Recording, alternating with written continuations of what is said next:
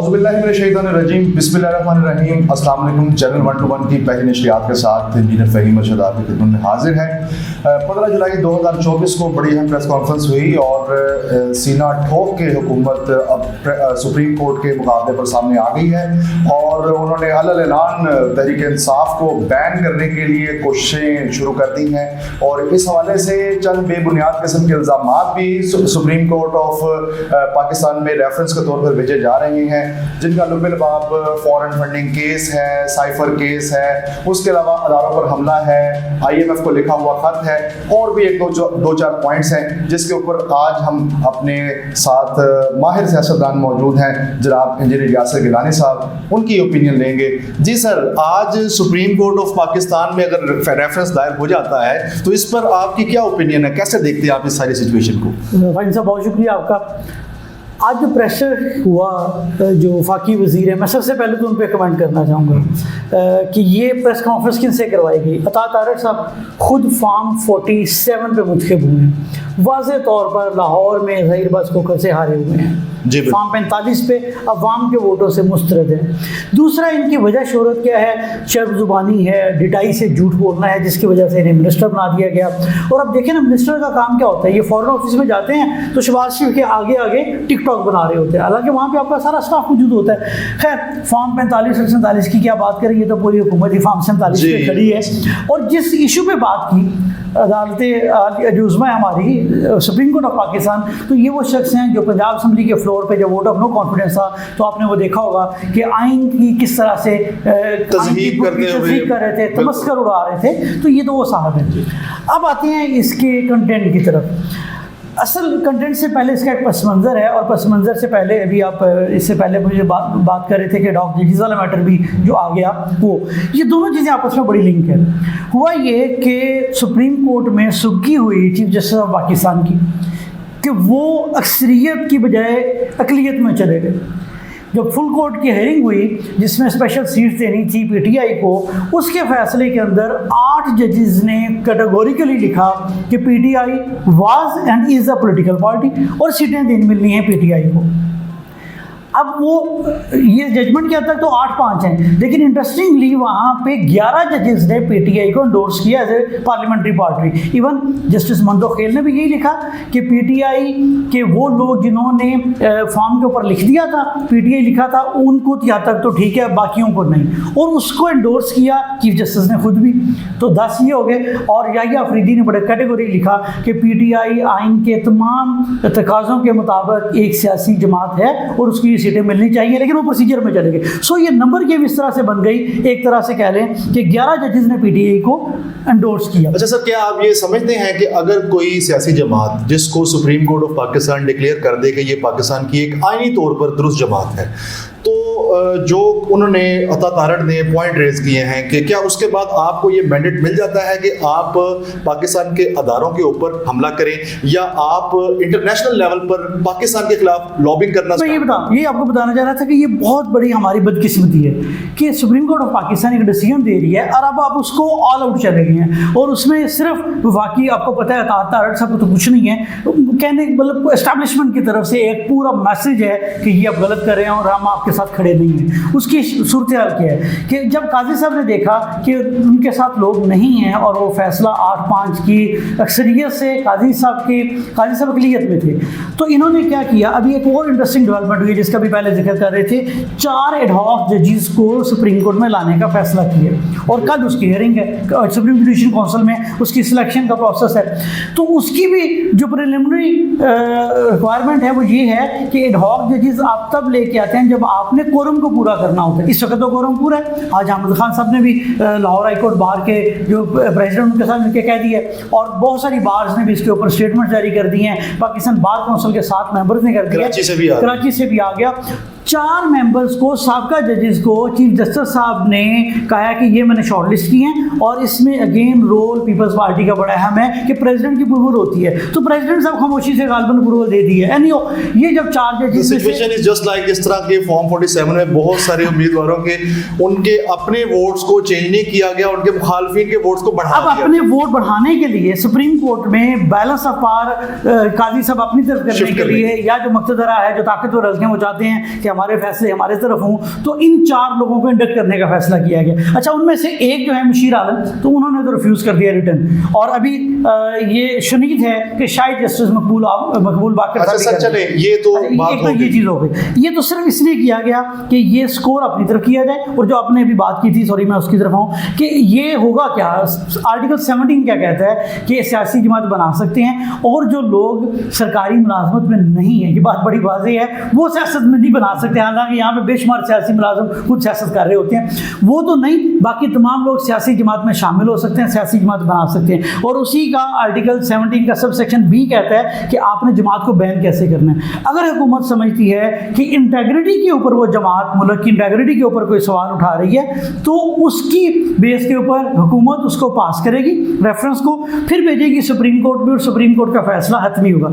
अब इंटेग्रिटी की बात क्या है, इंटेग्रिटी तो जैसे कि साइफर का इल्ज़ाम लगाया गया, वहाँ पे इंटेग्रिटी तो पाकिस्तान की ब्रीच हुई, और प्राइम मिनिस्टर वो वाहिद शख्स है जिसने फैसला करना है, उसका औत है कि किस चीज़ को कौम के सामने लाना और किस चीज़ को नहीं कौम के सामने लाना। वहाँ पे तो एक एम्बेसडर ने जाके ये कहा और सख्त ज़ुबान अल्फाज की कि आप अपने मुल्क के अंदर ये काम करो, वोट अपने कॉन्फिडेंस को कामयाब बनाओ, वरना नताइज के लिए तैयार रहो। और इस चीज़ को साइफर का पॉइंट जो आपने कहा, शहबाज शरीफ ने असम्बली के फ्लोर पे कहा कि हाँ उसकी ज़ुबान धमकी अमेज थी। तो जब धमकी अमेज ज़ुबान थी तो उल्टी इंटेग्रिटी को तो ब्रीच वो लोग कर रहे थे, लेकिन सर ये इमरान खान तो इंटेग्रिटी के लिए खड़े हो। आपने बहुत ज्यादती नहीं की पाकिस्तान के साथ। वो कहते हैं कि जी अब हमें दोस्त ममालिक साइफर लिखते 100 बस सोचते हैं वो अब साइफर कोई वाली बात रखी, पढ़े लिखे काम है, मरियम साहिबा ने ये कहा भी था, बिल्कुल ठीक है आपने। अब ये साइफर वाला काम तो यहाँ पे होगा। दूसरा ये टेक्निकली साइफर में खान साहब बरी हो चुके हुए हैं, और तीसरी अहम तरीन बात है कि साइफर अगर दोबारा कोर्ट में जाके ये पॉइंट आता है तो बहुत से पर्दानशीनों के नाम सर एक पॉइंट तो वो पर्दानशीन जिन पे आर्टिकल उनकी फौत होने के बाद लगता है। जैसे आपके कहने का मतलब ये है कि साइफर केस में इमरान खान साहब बरी हो चुके हैं, तो ये एक बेसलेस एलिगेशन है। अच्छा, दूसरा जो अहम पॉइंट है सर उनका, वो ये है कि उन्होंने कहा है कि ममनुआ फंडिंग, फॉरेन फंडिंग केस है, जो कि पीटीआई के लिए एक तरह से एंटी स्टेट केस है। बड़ी इंटरेस्टिंग सिचुएशन है। जो फॉरेन फंडिंग है, फॉरेन फंडिंग का केस चला था ईसीबी में, और फिर पीटीआई ने कहा कि बाकी जमातों का भी चलाएं, पीएमएलएन का भी चल रहा था, पीपल्स पार्टी का भी चल रहा था। ईसीबी ने कुछ रिजर्वेशन दी पीटीआई के खिलाफ, पीटीआई ने सारा डाटा दिया बाकी जमातों से ज़्यादा। पीटीआई इस्लामाबाद हाई कोर्ट में गई और इस्लामाबाद हाई कोर्ट से रिलीफ मिला और केस को रिमांड बैक किया ईसीबी में। हमारा केस, पीटीआई का केस तो काफ़ी हद तक कवर्ड है, लेकिन अगर किसी की फॉरेन फंडिंग रहती है टेक्निकली ग्राउंड्स पे, तो अभी पीएमएलएन ने साबित करना है कि उनकी ये जो फंड्स हैं वो कैसे फंड, बाकी सारी पार्टीज की। और इसमें भी मैं इंटरेस्टिंग पॉइंट्स बताऊं। इंटरेस्टिंगली ये है, शुमाइमा खालिद हैं जो हमारे कोऑपरेटिव रहे आईएसआई के, उनका नाम था खालिद ख्वाजा की बुक पे खालिद ख्वाजा शहीद अमन शुमाइमा खालिद ने लिखी है। उस बुक के अंदर लिखा है कि 1990 में इलेक्शन लड़ने के लिए नवाज शरीफ ने उसामा बिन लादेन से पैसे लिए इलेक्शन लड़ने के लिए। और फिर आगे चलते हैं, मोहतरमा बेनज़ीर भुट्टो शहीद ये बारहा कह चुकी हैं कि नवाज शरीफ ने उसामा बिन लादेन से पैसे लेके मेरी गवर्नमेंट को टॉपल किया।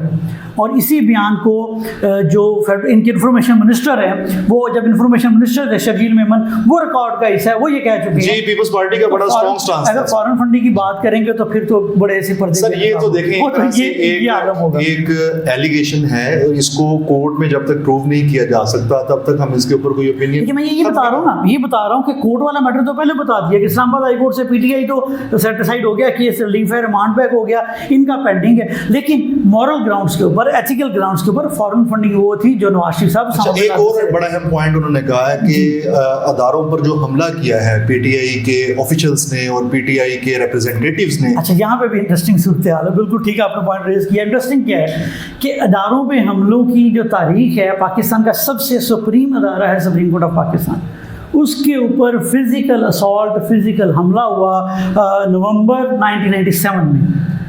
पीएमएलएन ने किया, पूरे पाकिस्तान से लोगों को इंगेज किया गया, कामयाब हमला किया। चीफ जस्टिस ऑफ पाकिस्तान को अदालत छोड़ के निकलना पड़ा, रेस्क्यू ने किया गया। और उस कामयाब हमले के नतीजे में एक और बात बताऊं, जब कभी खुदा खुलेगा, लाहौर शहर के बहुत सारे पुराने वर्कर जानते हैं, पीएमएलएन के उन वर्कर्स को जो बीए पास है उनको पुलिस में नौकरियां दी गई, जो बीए पास नहीं थे कहा गया अपने भाइयों को दो, उनको नौकरियां दी गई। इस फिजिकल असॉल्ट और अटैक के नतीजे में, तो फिजिकल असॉल्ट और अटैक है कि हिस्ट्री तो यहाँ पे है।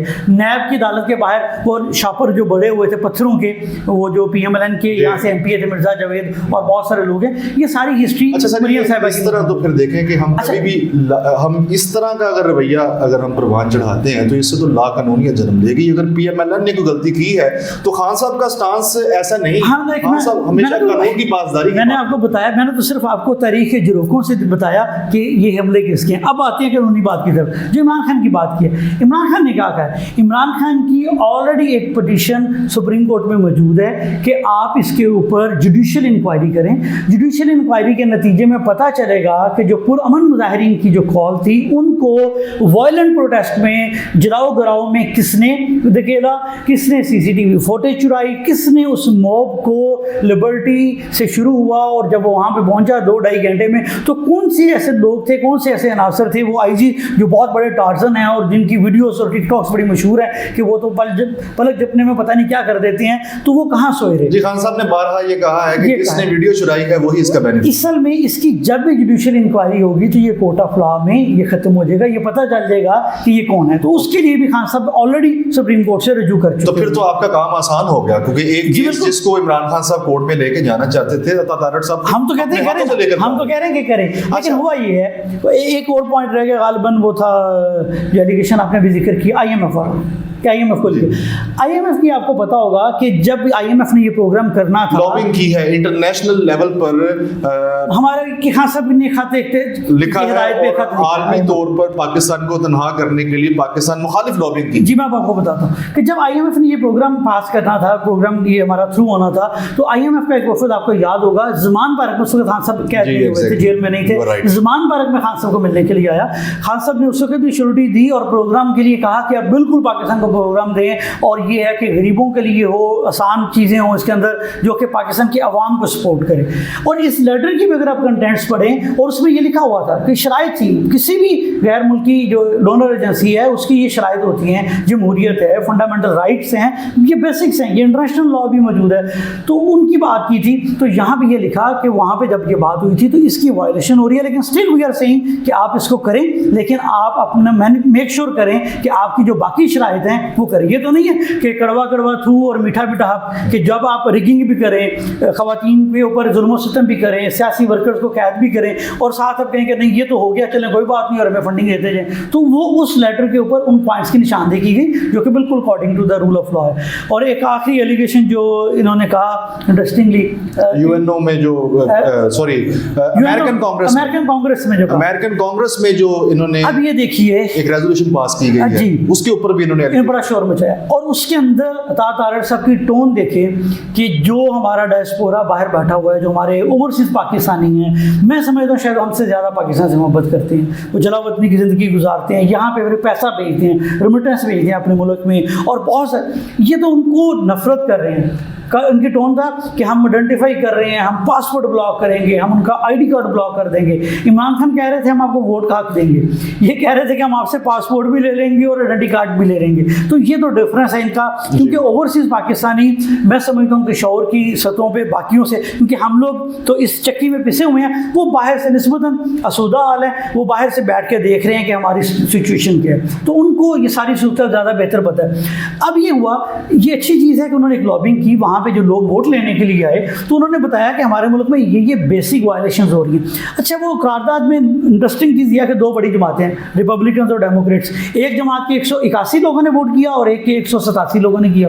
तो बड़ी हैवी मेजॉरिटी में जो भी जमात आगे आती है, वैसे तो ट्रंप आ रहा है, पास किया गया करारदाद के अंदर जितनी भी चीज़ें हैं वो सारी की सारी वो हैं जो कि आईने पाकिस्तान भी डिमांड करता है और इंटरनेशनल कोर्ट भी डिमांड करती है। कहा क्या गया कि पाकिस्तान के अंदर बड़े पैमाने पे इंतखाबात के अंदर धांधलियाँ हुई हैं, उसकी शफाफ तहकीकात करें। तो ये तो हमारा खुद आइन कहता है। मैं खुद इलेक्शन पटिशन लेके, इंतखाबी उज़रदारी की पटिशन लेके ट्रिब्यूनल में मौजूद हूँ, मुझे कानून कहता है तो मैं मौजूद हूँ ना। तो ये हमारा आइन कहता है कि वोटर को हक मिलना चाहिए और वोटर की मर्जी से जो लोग हैं डेमोक्रेसी के तौर पर उन्हें आगे आना चाहिए। तो वायलेशन तो पूरी दुनिया को पता है, ये छुपाने से नहीं छुपती कि जनाब जीते कोई और 45 पे, अवाम किसी और को वोट दे, रातों रात 47 पे ले दे के या जो भी निज़ाम करके किसी और का खड़ा जिता दे, तो ये तो नहीं चलता। इसी की बात की उन्होंने कहा कि ग्रॉस वायलेशन हुई हैं तो हुई हैं।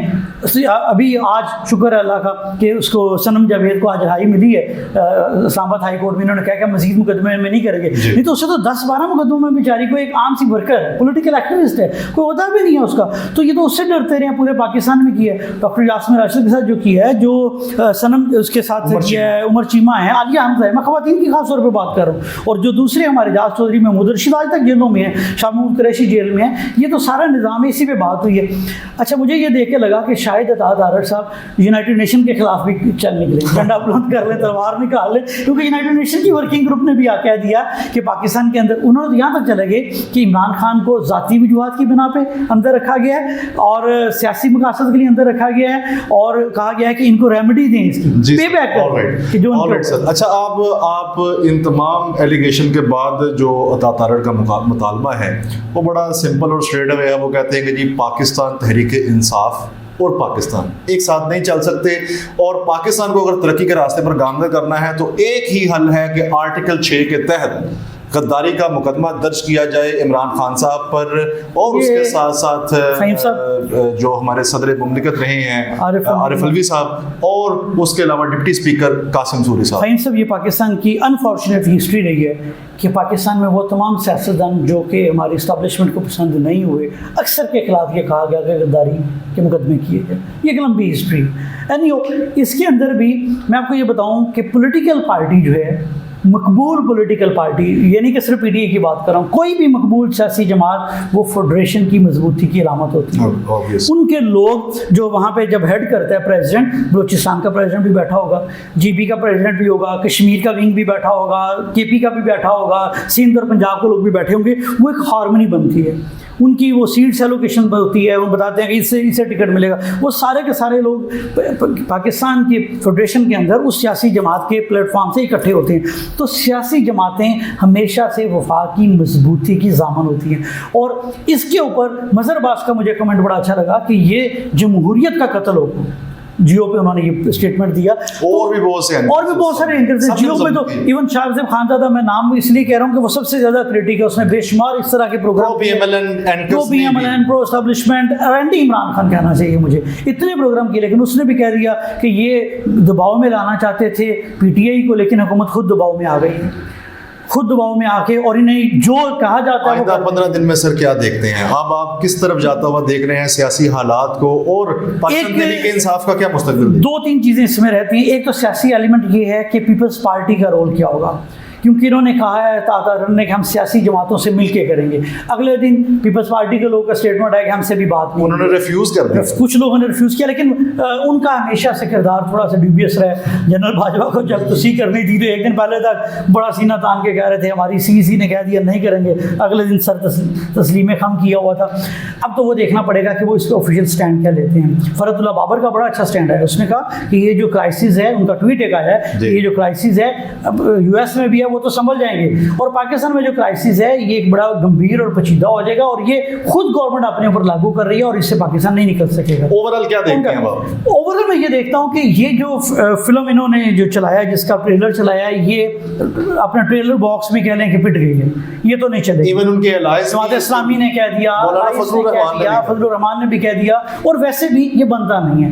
लेकिन इसके पीछे जो मकासद क्या है, मकासद कुछ और है। नंबर 1 तो मेरा ख्याल है कि मुक़्तदर की तरफ से एक बड़ा क्लियर कट मैसेज है कि जनाब सीधे हो जाए, हम जब तक हम हैं या हमारा ये वाला सेटअप मौजूद है, हम इमरान खान को भी नहीं आने देंगे, और अदलिया को उससे ज़्यादा डायरेक्ट मैसेज देने की कोशिश की है। 6 जजेस को सलूट, इनडायरेक्ट मैसेज देने की कोशिश की है। 6 जजेस को इस्लामाबाद के सलूट पेश करता हूँ कि अब डायरेक्ट कम्युनिकेशन कम हो गई है, अब इनडायरेक्ट मैसेज दिया जाता है। कभी मुनीब फरूक टीवी पे बैठ के कह देता है, कभी फैसल वाडा को भेज देते हैं, वो उनकी ज़ुबान बोलते हुए वो हम मैसेज कन्वे करने की कोशिश करते हैं। एक तो वो मैसेज देने की कोशिश की गई है, और इसी सिलसिले में एड हॉक जजेस बढ़ाने की कोशिश है।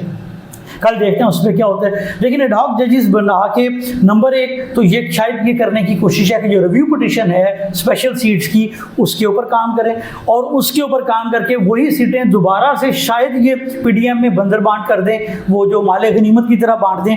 और फिर मुझे ये लगता है कि शायद चंद एक आईनी तरमीम मकसूद हैं जिसके अंदर ख़ास तौर पे जो बहुत सारे मुबस्सिरीन कह रहे हैं कि कुछ चीफ साहबान को एक्सटेंशन देने का प्रोग्राम है जिसमें चीफ जस्टिस काजी फायद ईसा का भी नाम शामिल है। शायद एक तो ये उसके पीछे है। दूसरा, अगर तो आर्टिकल 6 वाला है वो जो मुझे लगता है कि वो पहले से ही पिट गया है कि पार्टी को आर्टिकल 6 और पीटीए को बैन करना, ये अब कर नहीं सकते क्योंकि 70 से 80% लोग हैं जो आम पब्लिक है वो वाम के साथ है। अब 70-80% लोगों को बैन करके आप एक चीज़ों को एकदम साइड पे नहीं भेज सकते हैं। और बिल्कुल आखिर में जो इसके ऊपर मैं कमेंट करना चाहूँगा वो कमेंट आरिफ अलवी साहब ने इसके ऊपर एक किया है, ट्वीट किया है, वो मैं आपके सामने पढ़ देता हूँ। आरिफ अलवी साहब कहते हैं, कभी कभी टेलीविज़न देखते हुए बिलखसूस आज की एक प्रेस कॉन्फ्रेंस के बाद मुश्ताक अहमद यूसुफी साहब मरहूम बहुत याद आए। कुछ दोस्तों की वजह से इनसे एक न्याजमंदी थी और कराची में हर चंद माह बाद खिचड़ी की दावत पर ज़रूर मुलाकात होती थी।